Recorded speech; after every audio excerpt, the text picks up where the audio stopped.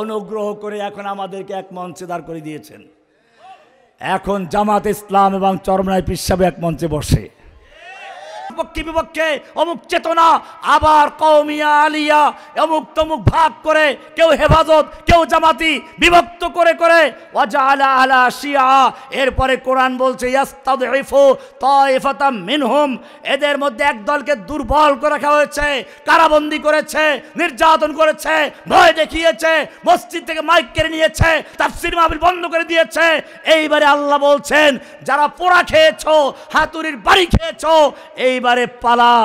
অনুরিদু আন্নামুন্না আলাল্লাযীনা ইসতুদঈফু feel আরদ, সূরা কাসাস 28 নম্বর সূরার 5 নম্বর আল্লাহ তোমাদেরকে বলছেন অনুরিদু আন্নামুন্না আলাল্লাযীনা ইসতুদঈফু ফিল আরদ, যাদেরকে এতদিন পর্যন্ত দুর্বল করে রাখা হয়েছিল, নির্যাতন নিপীড়ন করা হলো, হাতুড়ির বাড়ি দেওয়া হলো, আগুনে পোড়ানো হলো, জেলে পোড়া হলো, আমি তাদের প্রতি অনুগ্রহ করব। কে বলেছেন?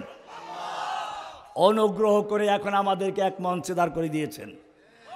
এখন জামাত ইসলাম এবং চরমনাই পীর সাহেব এক মঞ্চে বসে অনুরিদু আন্নামুন্না আলাল্লাযীনা ইসতুদঈফু ফিল আরদ, যাদেরকে এতদিন পর্যন্ত দুর্বল করে রাখা হয়েছিল, আমি তাদের প্রতি অনুগ্রহ করব। এরপরে আরো মজার খবর, ওয়া নাজআলাহুম আইম্মাতান, যদি তোমরা ঐক্যবদ্ধ থাকতে পারো, যদি সত্যিকার অর্থে ঐক্যবদ্ধ হতে পারো, ওয়া নাজআলাহুম আইম্মাতান, আমি তোমাদেরকে ইমাম বানাবো, লিডার বানাবো, নেতা বানাবো। এরপরে 3 নম্বর, ওয়া নাজআলাহুমুল ওয়ারিসিন, মজলুম যারা ছিল, অত্যাচারিত, নির্যাতিত, নিপীড়িত, যারা হাতুড়ির বাড়ি খেয়েছ, জেল জুলুম অত্যাচার নির্যাতন সহ্য করেছ, ওয়া নাজআলাহুমুল ওয়ারিসিন, আমি তাদেরকে জমিনে আমার প্রতিনিধি বানাবো। 5 নাম্বার শোনো, এরপরে আল্লাহ বলেন চূড়ান্ত কথা, অনুমাক্খিনা লাহুম ফিল আরদ, এবারে তাদেরকে আমি জমিনের ক্ষমতা দান করব, তামকিন দান করব। শর্ত একটাই, খবরদার, ওয়াতাসিমু বিহাবলিল্লাহি জামিআন ওয়া লা তাফাররাকু, আল্লাহর রজ্জু কোরআন, এটাকে ঐক্যবদ্ধভাবে একসাথে ধারণ করো, খবরদার বিচ্ছিন্ন হইও না। ওয়ালা তানাযাউ, খবরদার ঝগড়া করো না, বিবাদে লিপ্ত হইও না। ফাতাফশালু, তোমরা দুর্বল হয়ে যাবে, হীনমন্য হয়ে যাবে। ওয়া তাযহাবা রিহুকুম, আর তোমাদের বিজয় তো আসবেই না, উল্টা ওই যে পাতিলি আওয়ামী লীগ যা দেশ ছেড়ে পালিয়ে গেছে, ওরা তোমাদের যে ভয় পায়, ওদের অন্তর থেকে ভয়টা চলে যাবে। ওয়া তাযহাবা রিহুকুম আই রাবুকুম মিন কুলুবি আদাইকুম, তোমাদের শত্রুদের অন্তর থেকে তোমাদের প্রভাব চলে যাবে। আল্লাহ বলছেন অনুমাক্খিনা লাহুম ফিল আরদ, যেভাবে তোমরা জুলাই আগস্টে ঐক্যবদ্ধভাবে ছিলে, সেভাবে যদি ঐক্য থাকতে পারো, একসাথে মাঠে নামতে পারো, সব বিভেদ ভুলে যেতে পারো, আমি আল্লাহ ওয়াদা করছি তোমাদেরকে এই বাংলাদেশের নয় পুরো দুনিয়ার ক্ষমতায় অধিষ্ঠিত করব। আল্লাহ করেন নাই? আফগানিস্তান দেখেন নাই? এখন এখানে আল্লাহর ওয়াদা।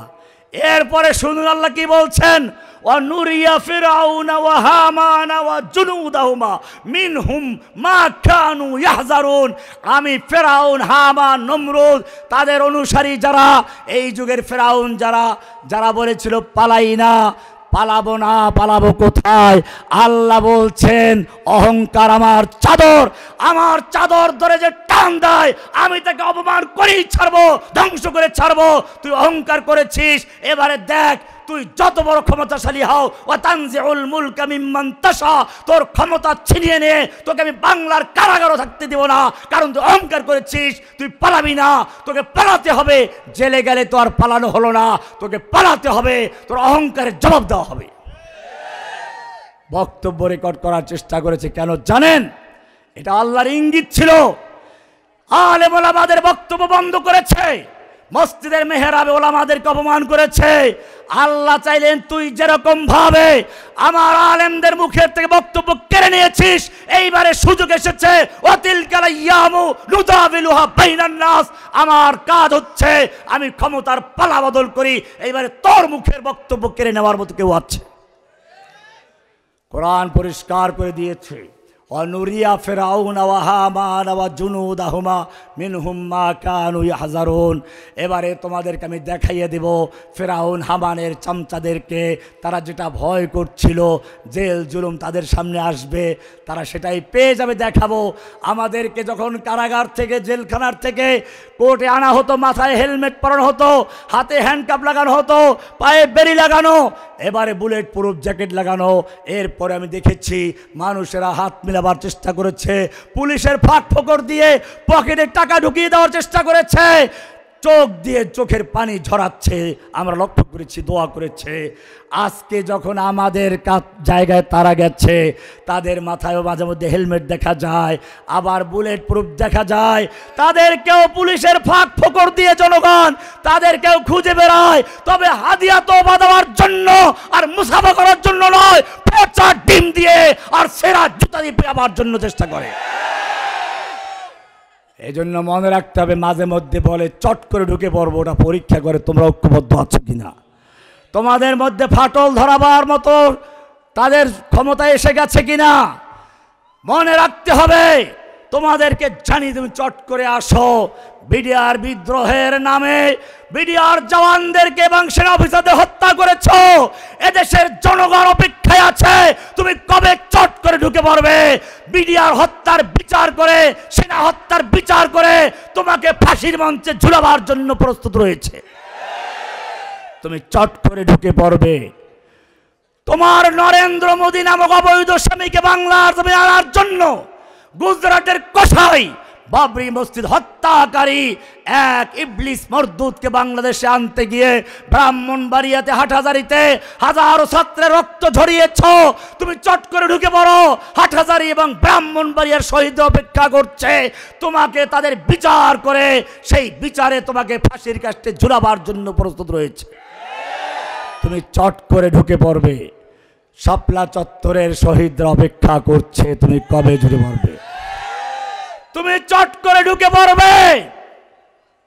জুলাই আগস্টের কচি কচি বাচ্চাদের বুক ঝাঁঝরা করে দিয়েছ, আবু সাইদের উন্মুক্ত বক্ষকে তুমি ঝাঁঝরা করে দিয়েছ। এদেশের ছাত্র জনতা অপেক্ষায় রয়েছে, এখন ঐক্যবদ্ধ আছে, তুমি কবে চট করে ঢুকে পড়বে। জুলাই আগস্টের শহীদদের বিচার করে ফাঁসিতে ঝুলিয়ে তোমার রক্ত মাংস হাড্ডি এদেশে কুকুর বিড়ালকে খাওয়ানোর জন্য এদেশের জনগণ প্রস্তুত আছে। সালমান এফ রহমানের দাড়ি ছিল না, কয়দিন ঠিক ছিল, বিপদে বর্ষা দাড়ি কাবে তোমার সনাতন হয়ে তারপর বাঁচতে পারে না। এই জন্য জেলখানায় একটা প্রবাদ আছে, রাজনীতিবিদের দাড়ি আর পুলিশের দাড়ি, নদীর পাড়ের বাড়ি, রেন্টাকারের গাড়ি, ভরসা রাখতে না পারি। বোঝেন না কিছু,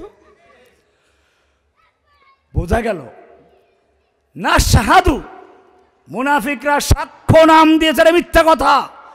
এবারে প্রশ্ন হচ্ছে, লা ইলাহা ইল্লাল্লাহর সাক্ষ্য দিতে হলে তোমাকে বুঝে শুনে দিতে হবে।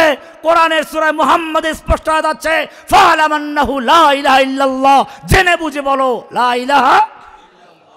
এবারে বলে এই সাক্ষ্য এমন এক সাক্ষ্য, কুল আইয়ু শাইইন আকবারু শাহাদা, আল্লাহ পরীক্ষা নিচ্ছেন। কে প্রশ্ন করেছেন? পাল্লা বাড়ি করেন। কুল আইয়ু শাইইন আকবারু শাহাদা, বলো তো সবচেয়ে বড় সাক্ষ্য কোনটি? সবচেয়ে বড় সাক্ষ্য, সাক্ষ্য মানুষ অনেক রকম সাক্ষ্য দেয়। আল্লাহ জিজ্ঞেস করেছেন কুল আইয়ু শাইইন আকবারু শাহাদা, সবচেয়ে বড় সাক্ষ্য কোনটি বলো তো। এই আয়াতটার মর্ম আমার মনে হয় সাহাবায়ে কেরামদের পরে সবচেয়ে যিনি বেশি বুঝেছেন ইমামে আজম আবু হানিফা রাহমাতুল্লাহ আলাইহি। কিভাবে? ওনার একটা কিতাব মাত্র 2 পৃষ্ঠার, নাম হলো আল ফিকহুল আকবার। কি নাম? যেহেতু উনি ফিকার ইমাম, কাজী মানুষ শুনলে মনে করে এটা কোনো ফিকার কিতাব, এটা কোনো ফিকার কিতাব না। ইমাম আবু হানিফা রাহমাতুল্লাহি আলাইহি এই আয়াতের উপর ভিত্তি করে তিনি বলেছেন যত রকমের ফিকার মাসলা আছে আমি ইমাম, ফিকহি মাসাইল ইস্তেমবাদ করি, ঠিক আছে, কিন্তু তোমরা আমার ছাত্র যারা কিয়ামত পর্যন্ত যারা হানাফি মাযহাবকে অনুসরণ করো, ভালো করে জেনে রাখো আমার কাছে সবচেয়ে বড় ফিকহ হচ্ছে লা ইলাহা। কুল আইয়ু শাইইন আকবারু শাহাদা, বলো তো সবচেয়ে বড় সাক্ষ্য কোনটি? কে প্রশ্ন করেছেন? কুল আইয়ু শাইইন আকবারু শাহাদা, এটা বলতে বলছিলাম, সবচেয়ে বড় সাক্ষ্য কোনটি? আল্লাহ উত্তর নিজেই দিয়েছেন অনেক লম্বা ভূমিকা দিয়ে, তারপর লা ইলাহা ইল্লাহ। এইবারে আরো গুরুত্বপূর্ণ, লা ইলাহার সাক্ষ্য মানুষে দেয়, ফেরেশতারা দেয়, জিনে দেয়, গাছে দেয়, মাছে দেয়, তাতে শেষ হয় না। আল্লাহ বলছেন শাহিদাল্লাহু আন্নাহু লা ইলাহা ইল্লাহু। লা ইলাহার সাক্ষ্য দিয়েছেন কে? আল্লাহ নিজে। এবারে লা ইলাহার মধ্যে কি আছে ভালো করে শুনুন, গন্ডগোলটা এখানেই আছে। লা ইলাহা, লা মানে নেই, ইলাহা মানে কোনো মাবুদ। মাবুদ মানে হচ্ছে যার ইবাদত করা হয়। ইবাদত মানে গায়াতুত তাজাল্লুল। তাফসীর বাইজাবি খুলে দেখুন, ইয়াকা নাবুদুর ভিতরে লিখেছেন আল ইবাদাহ গায়াতুত তাজাল্লুল, চূড়ান্ত বিনয় প্রকাশ করা। হতে পারে সেজদার মাধ্যমে, হতে পারে দোয়া প্রার্থনার মাধ্যমে, হতে পারে হুকুম মানার মাধ্যমে, হতে পারে প্রার্থনার মাধ্যমে, হতে পারে পশু জবাই করার মাধ্যমে। লা ইলাহা বলে একজন মানুষ যখন প্রথমে সাক্ষ্য দেয় লা ইলাহা, তার মানে হচ্ছে আমি আমার ব্যক্তি জীবন থেকে, অন্তর থেকে, সমাজ থেকে, রাষ্ট্র থেকে, আদালত থেকে, ব্যাংকের থেকে, সব জায়গা থেকে যত বাতিল আছে, যত আইনদাতা, বিধানদাতা, যত খাজা বাবা, গাজা বাবা, ল্যাংটা বাবা, দরগাওয়ালা, দুর্গাওয়ালা, মাজারওয়ালা, বাজারওয়ালা, গেসুদারাজ, জুলফেদারাজ, আতাবক্স, গঞ্জবক্স, যত রকমের পূজারি আছে, পূজা করেনেওয়ালা আছে, সব উৎখাত করে ইল্লাল্লাহ বলে গ্রহণ করেছে কাকে? লা ইলাহা। আইনদাতা কি? লা ইলাহা বলে সব উৎখাত করে, কোন ক্ষমতার মালিক নেই, সব ক্ষমতার মালিক কি? এবারে প্রচলিত সংবিধানে আসুন, ৭-এর কতে লেখা আছে প্রজাতন্ত্রের সকল ক্ষমতার মালিক জনগণ। তাই লা ইলাহার মানে কি হলো? কোরআনের সূরা আলে ইমরান ২৬ আয়াতে পরিষ্কার ব্যাখ্যা দেওয়া আছে, কুলিল্লাহুম্মা মালিকাল মুলক। হে নবী, যারা লা ইলাহা ইল্লাল্লাহ বলে ঈমান এনেছে, লা ইলাহা মানে নফি, ইল্লাল্লাহ মানে ইসবাত। লা ইলাহা মানে হচ্ছে তাখলিয়া, খালি করা। ইল্লাল্লাহ মানে হচ্ছে তাহলিয়া, পূরণ করা। লা ইলাহা মানে হচ্ছে কুফর করা, ইল্লাল্লাহ মানে হচ্ছে ঈমান আনা। বলবেন এটা আবার কি জিনিস? ও মুসলমান, ভালো করে কোরআনের সূরা বাকারার 256 নম্বর আয়াতটা পড়ো। আল্লাহ বলছেন ফামাইয়াকফুর বিত্তাগুত, যেই ব্যক্তি লা ইলাহা বলে সমস্ত তাগুতকে কুফর করলো। তাগুত মানে হচ্ছে আল্লাহর পরিবর্তে যার হুকুম মানা হয়, আল্লাহর পরিবর্তে যার আনুগত্য করা হয়, আল্লাহর পরিবর্তে যাকে সেজদা করা হয়, আল্লাহর পরিবর্তে যার পূজা করা হয়, আল্লাহর পরিবর্তে যার নামে পশু জবাই করা হয়, আল্লাহর পরিবর্তে যার নামে মান্যত করা হয়, আল্লাহর পরিবর্তে যার কাছে সন্তান চাওয়া হয়, আল্লাহর পরিবর্তে যার কাছে মুক্তি কামনা করা হয়, এই সবগুলো লা ইলাহা বলে উৎখাত করে ইল্লাল্লাহ বলে ওয়া ইউমিন বিল্লাহি, আল্লাহর উপরে ঈমান এনেছে। কয়টা হলো? লা ইলাহা মানে কুফর বিত্তাগুত, ফামাইয়াকফুর বিত্তাগুত ওয়া ইউমিন বিল্লাহ, ইল্লাল্লাহ বলে ঈমান বিল্লাহ। কয়টা হলো? একটা শক্ত করে কিছু ধরতে হলে কয় হাতে ধরতে হয়? মনে করেন আপনি গাছ থেকে ঝুলে পড়ছেন, এখন তাড়াতাড়ি 2 হাতে একটা ডাল ধরেছেন, কয় হাতে ঝুলতে পারবেন? 1 হাতে ধরলে। আল্লাহ বলছেন যে এই ব্যক্তি ফামাইয়াকফুর বিত্তাগুত, লা ইলাহা বলে সব তাগুতকে বর্জন করলো, ইল্লাল্লাহ মানে ঈমান বিল্লাহ ওয়া ইউমিন বিল্লাহ, আল্লাহর উপর ঈমান আনলো, ফাকাদ ইসতামসাকা বিল উরওয়াতিল উসকা। মাদ্রাসার ছেলেরা বুঝবে, ইস্তামসাকা ইস্তেফাল থেকে ভালো করে শক্ত করে ধরা, মাসাকা না, ইস্তামসাকা শক্ত করে ধরেছে। কি ধরেছে? কি ধরেছে? বিল উরওয়াতিল উসকা, মজবুত ডাল ধরেছে, মজবুত রশি ধরেছে, মজবুত হাতল ধরেছে, লান ফিসামা লাহা, যা কখনো ছিঁড়ে যাবার নয়। কোন হাতল ধরেছে তাও কোরআনে আছে। এবারে কোরআন আরেকটা আয়াত শোনো।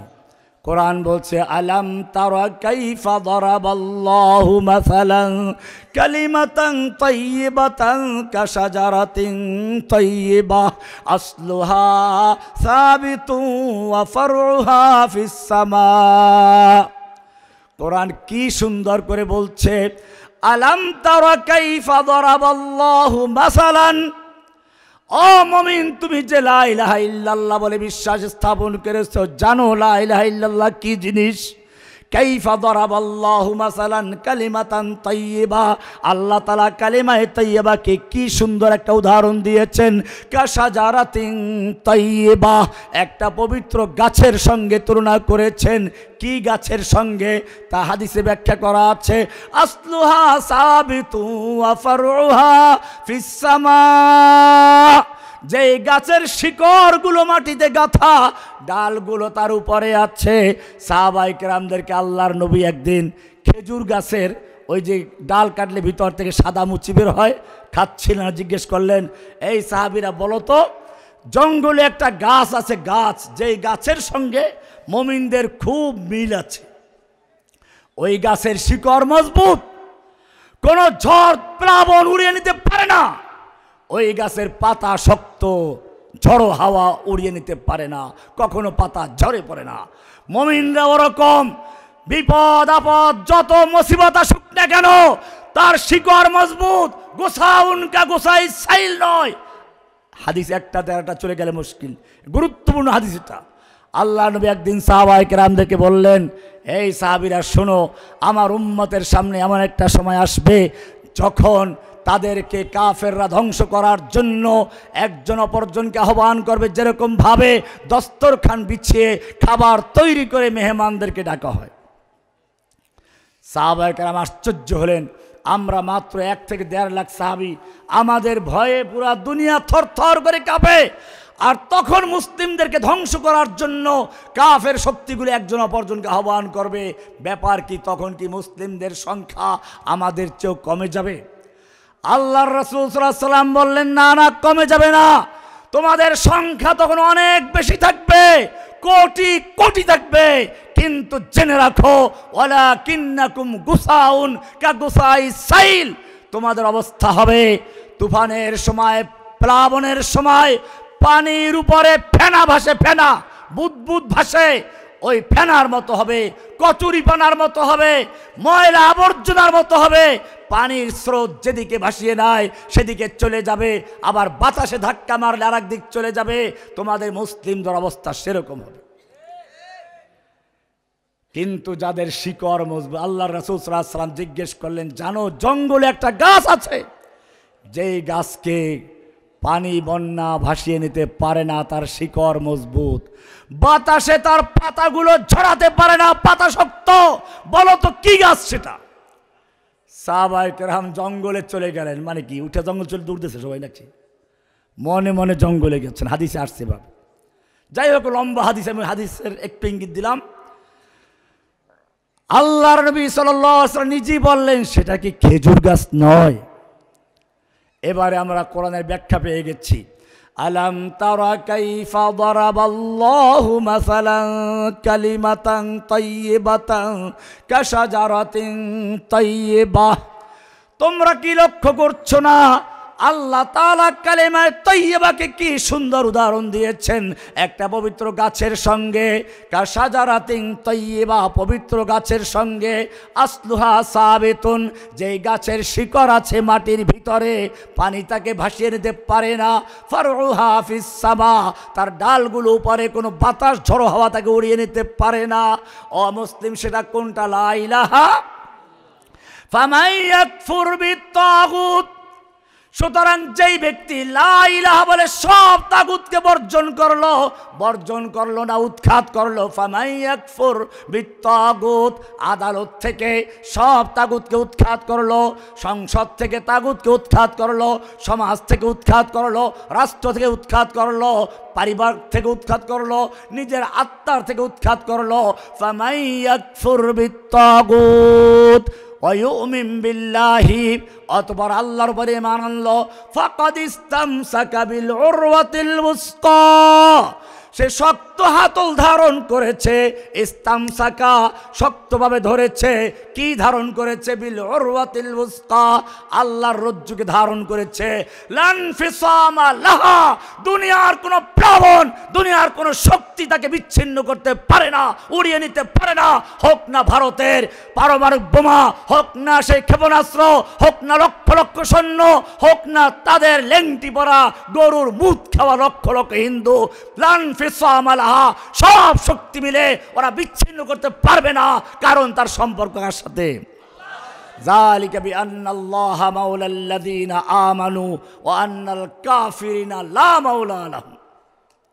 পক্ষান্তরে যার লা ইলাহা ক্লিয়ার নাই, ঈমান আছে, নামাজ বি পড়ে, রোজা বি রাখে, হজ বি করে, যাকাত বি দেয়, সব ঠিক আছে, কিন্তু লা ইলাহা বলে তাগুতকে বর্জন করতে পারে নাই। আল্লাহ বলছেন ওয়ামাই ইউশরিক বিল্লাহি, তাহলে শুনে রাখো। একটু আগে আমি বক্তব্য রেখেছিলাম লালমনিরহাট জোহরের পরে, মাগরিব পরে রংপুরে, এরপরে এখন বক্তব্য রাখছি ঢাকা কেরানীগঞ্জে। ওখানে একটা অভিযোগ ছিল বারবার, কাদিয়ানী হয়ে যাচ্ছে, দলে দলে মানুষ কাদিয়ানী হয়ে গেছে, 50,000 মানুষ খ্রিস্টান হয়ে গেছে। আমি বললাম খ্রিস্টান তো হবেই, কাদিয়ানী তো হবেই। বুখারী পড়ো নাই? যখন মক্কার কাফেররা গিয়েছিল হাবশা বাদশার কাছে মুসলমানদের বিরুদ্ধে অভিযোগ করার জন্য, তখন সে কতগুলো প্রশ্ন করেছিল। এর মধ্যে একটা প্রশ্ন করেছিল, মুহাম্মদ সাল্লাল্লাহু আলাইহি সাল্লামের প্রতি যারা ঈমান আনে তারা কি তার ধর্মের থেকে বিরক্ত, ধর্ম ত্যাগ করে কিনা। আবু সুফিয়ান মক্কার লিডার, তখন কাফের, সে বলেছিল না, এমনটা হয় না। শেষে গিয়ে মন্তব্য করেছিল ওয়াকাযালিকাল ঈমান, হ্যাঁ ঈমান এরকমই, যখন হালাওয়াতে ঈমান, ঈমানের সৌন্দর্য, ঈমানের স্বাদ যখন একবার অন্তরে প্রবেশ করবে, দুনিয়ার কোনো শক্তি, দুনিয়ার কোনো লোভ লালসা ঈমানকে বের করতে পারে না। কিন্তু আমাদের সমস্যা হচ্ছে এইখানে, আমরা লা ইলাহার সবক দিতে পারি নাই, লা ইলাহা ইল্লাল্লাহ বুঝাতে পারি নাই। না পারলে কি হবে? আল্লাহ কোরআনে বলেছেন ওয়ামাই ইউশরিক বিল্লাহি, যেই ব্যক্তি আল্লাহর সঙ্গে শিরিক, কালিমা পড়া মুসলিমরা দলে দলে খ্রিস্টান হয়েছিল, কাদিয়ানী হয়েছিল, তোমার কি অবদান ছিল?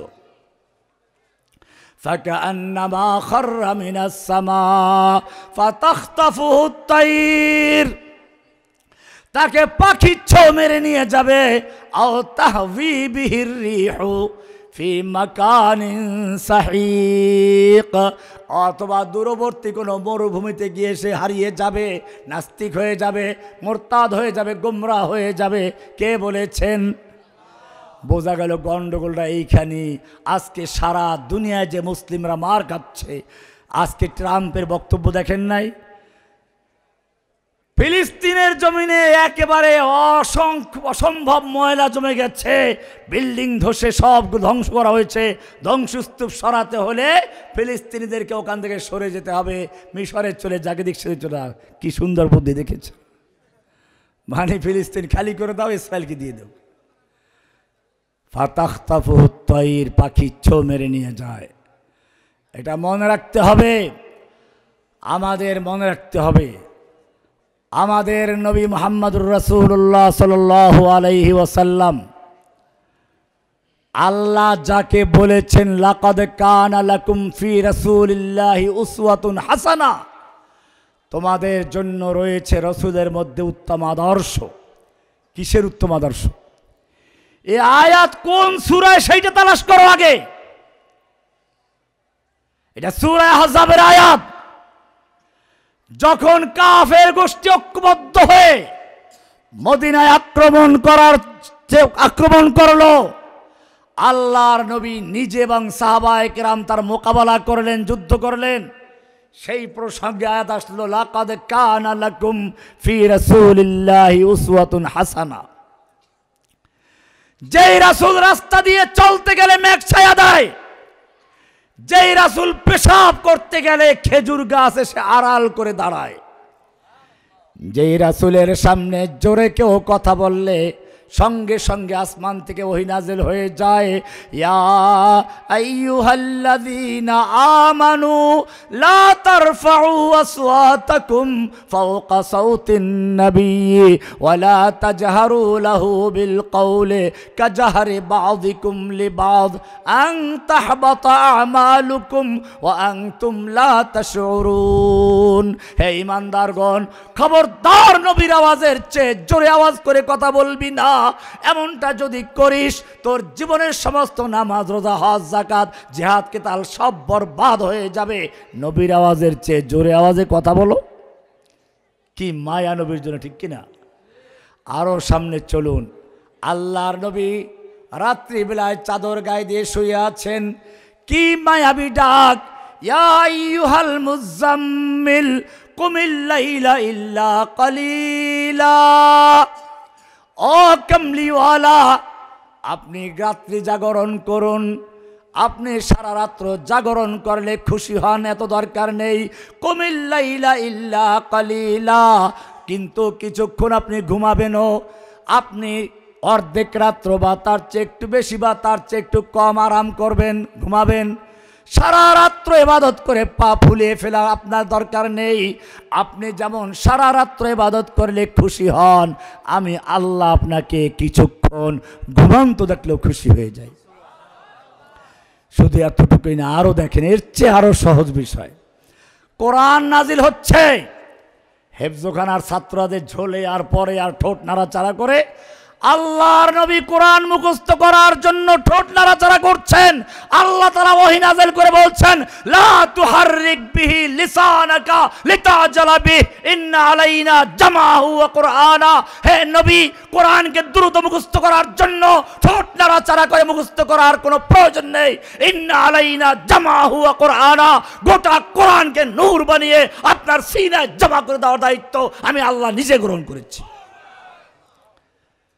সেই নবীকে যখন তায়েফের ময়দানে পাথর মারা হচ্ছে, সেই নবীকে যখন উহুদের ময়দানে আল্লাহর নবীর মাথায় লোহার টুপি জোরে তলোয়ার দিয়ে আঘাত করা হলো, লোহার টুপি ভেঙ্গে গাল ভেঙ্গে দাঁতে আঘাত করলো, মারির দাঁত দুটো পড়ে গেছে, লোহা ভিতরে ঢুকে রইল। একজন সাহাবী সেটা কামড় দিয়ে বের করতে গেলেন, তারও দুটো দাঁত পড়ে গেছে। তোমার দাঁতে একটু যন্ত্রণা হলে তুমি পাগল হয়ে যাও, আর তোমার নবী গালের ভিতরে লোহা ঢুকে দাঁত পড়ে গেছে, তুমি চিন্তা করো নাই যে এত কষ্ট আল্লাহ কেন দিলেন। যেই নবী কোরআন মুখস্থ করতে গেলে আল্লাহ ওহী নাযিল করেন, যেই নবী রাস্তায় চলতে গেলে ছায়া দেন, যেই নবীর উপরে জোরে কথা বললে ওহী নাযিল হয়ে যায়, সেই নবীকে এত মারলো কেন আল্লাহ তুমি ফিরাও নাই? আল্লাহ তুমি তো নবীর উপর অসন্তুষ্ট হও নাই, বলেছ মা ওয়াদ্দাআকা রাব্বুকা মা ক্বালা, তাহলে আমাকে এত মারলো কেন ফিরাও নাই? কোরআন উত্তর দিচ্ছে, আম হাসিবতুম আন তাদখুলুল জান্নাতা, তোমরা কি মনে করেছো জান্নাতে এমনি ঢুকে পড়বে? ওয়ালাম্মা ইয়াতিকুম মাসালুল লাযিনা খালাউ মিন ক্বাবলিকুম, আর তোমাদের কাছে আসবে না ওই সমস্ত বিপদ আপদ মুসিবত যা এসেছিল তোমাদের আগের লোকদের প্রতি। মাসাতুমুল বাসাউ ওয়াদ-দাররা ওয়া যুলজিলু হাত্তা ইয়াকুলার রাসূল ওয়াল লাযিনা আমানু মাআহু মাতা নাসরুল্লাহ, আল্লাহর সাহায্য কবে আসবে? রাসূল এবং সাহাবীরা এই কথা বলতে বাধ্য হয়েছেন। ও মুসলিম ভাইয়েরা, মনে রাখতে হবে, আল্লাহর দিন বিজয় করতে হলে রাসূলের সুন্নাহ দিয়েই বিজয় করতে হবে। এই ছাত্ররা দেখিয়ে দিয়েছে কিভাবে একটা জালিম শাহীকে হটাতে হয়। স্বর্ণ যদি সুন্দরী নারীর গলার হার হতে চায়, তাকে আগুনে পোড়া খেতে হয়, হাতুড়ি বাড়ি খেতে হয়, তারপরে অলংকার হয়, এরপরে সুন্দরী নারীর গলায় হার হয়ে যায়। ঠিক তেমনি ভাবে ও যুবক, তুমিও যদি সমাজে নেতৃত্ব দিতে চাও, ইব্রাহিমের থেকে শিক্ষা নাও। ওয়াইয ইবতালা ইব্রাহিম রাব্বুহু বিকালিমাতিন ফাতাম্মাহুন্না, ইব্রাহিমকে আগুনে পোড়া দিলেন, হাতুড়ির বাড়ি খেলেন, পরীক্ষা করলেন, পূর্ণ পাস করলেন। আল্লাহ এবারে বলছেন ইন্নী জাইলুকা লিন্নাসি ইমামা, আমি তোমাকে ইমাম বানাবো।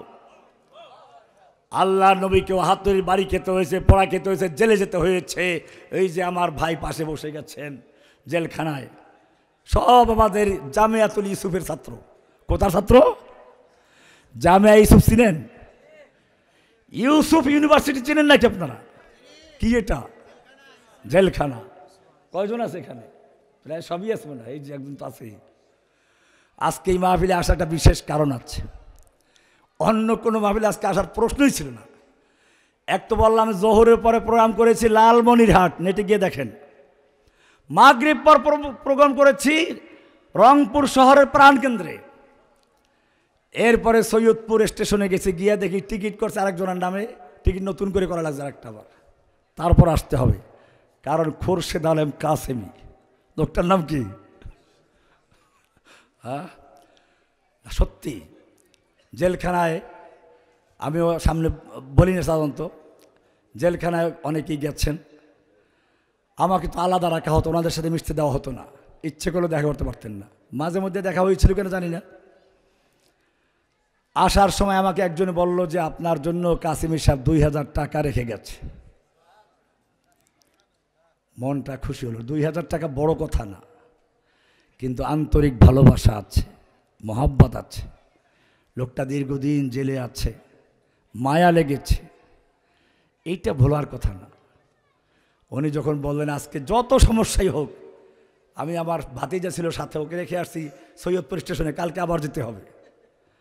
কালকে আমার প্রোগ্রাম সেই ঠাকুরগা কি কুড়িগ্রাম, ভাতিজাকে একটা হোটেলে বসাইয়া টিকিট করে চলে আসছে। মনে রাখতে হবে, আগুনের পোড়া খেতে হবে, হাতুড়ির বাড়ি খেতে হবে। এই রকম পোড়া যারা খাবে, এইবারে তোমাদের শেষ কথা বলছি শোনো। 28 নম্বর সূরা, সূরা কসাস, এই শুরুতে আল্লাহ এবারে তোমাদেরকে বলছেন যারা এতদিন পর্যন্ত আগুনের পোড়া খেয়েছো, যুগে যুগে জালিমরা, অত্যাচারী ফিরাউনরা মানুষদেরকে বিভক্ত করেছে। কোরআন বলছে ইন্না ফিরাউনা আলা ফিল আরদ, যুগে যুগে ফিরাউনেরা নিজেদেরকে অনেক শক্তিশালী মনে করেছে, একচ্ছত্র ক্ষমতা কুক্ষিগত করার চেষ্টা করেছে। ওয়া জাআলা আহলাহা শিয়া, এবং দেশের জনগণকে বিভিন্ন দলে বিভক্ত করেছে, মুক্তিযুদ্ধের পক্ষে বিপক্ষে, আবার কি যেন স্বাধীনতার